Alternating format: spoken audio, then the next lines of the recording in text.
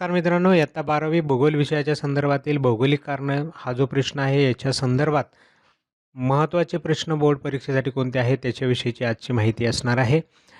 चला वेळ न घालवता सुरू करूयात. जगातील लोकसंख्या वितरण जे असमान आहे त्याच्यावरती कारण विचारलं जातं. जागतिक लोकसंख्या वितरण असमान असतो.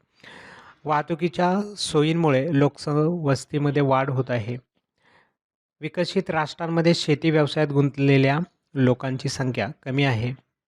स्थलांतर हे नेहमीच कायमस्वरूपी असते असं नाही. नगराची वाढ ही भूमी उपयोजनाशी निगडीत असते. ग्रामीण वसाहतींमध्ये भूमी उपयोजन हे शेतीशी निगडीत असते.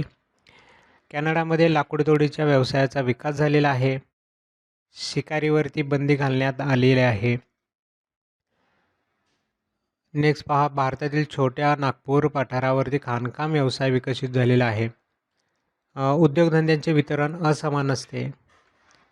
त्यानंतर दक्षिण अमेरिकेतील उद्योगांच्या विकासावरती अवरोध करणारे अनेक घटक आहेत. त्यानंतर पहा, तृतीयक आर्थिक क्रियांमध्ये सेवा आणि विनिमय यांचा समावेश होतो. भौगोलिक विविधता ही व्यवसायास पूरक असते. हवाई वाहतुकीचे प्रमाण वाढत आहे. प्रादेशिक विकास हा प्राकृतिक रचनेवरती अवलंबून असतो. आणि शेवटचा आहे, हिमालयीन पर्वतीय प्रदेशांचा फारसा विकास झालेला नाही. त्यानंतर पहा, मानवी भूगोलाचे स्वरूप विविध शाखांशी निगडीत असतं. भूगोल या व्यवसायाचे स्वरूप गतिशील आहे किंवा त्याचं स्वरूप वाढत चाललेले आहे. अशा पद्धतीने शब्दरचनाही बदलून विचारले जाऊ शकतात प्रश्न. दक्षिण अमेरिकेत उद्योगांचा विकास मर्यादित राहिलेला आहे. पर्वतीय प्रदेशात विरळ लोकसंख्या किंवा लोकवस्ती आढळते.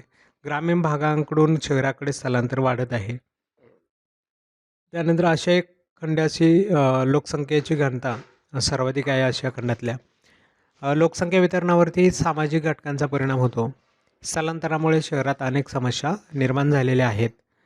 त्यानंतर तृतीय व्यवसायांचा सेवा क्षेत्रातील ह्या व्यवसायाला सेवा क्षेत्रातील व्यवसाय असं देखील म्हणतात.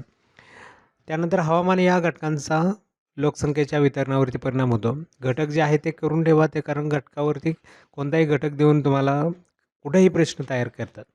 विस्तृत शेती हा व्यापारी शेतीचा प्रकार आहे. मुख्य शहरालगतची उपनगरे वेगाने विकसित होत आहेत. निरक्षरता, दारिद्र्य हे घटक प्रादेशिक विकासावरती परिणाम करतात. तर अशा प्रकारे मित्रांनो हे होते कारणं. यानंतर आपण पास होण्यासाठी विद्यार्थ्यांनी काय करायला हवं याच्यावरती पण आपण फोकस करूया. एक व्हिडिओ सेपरेट त्याच्यावरती असेल.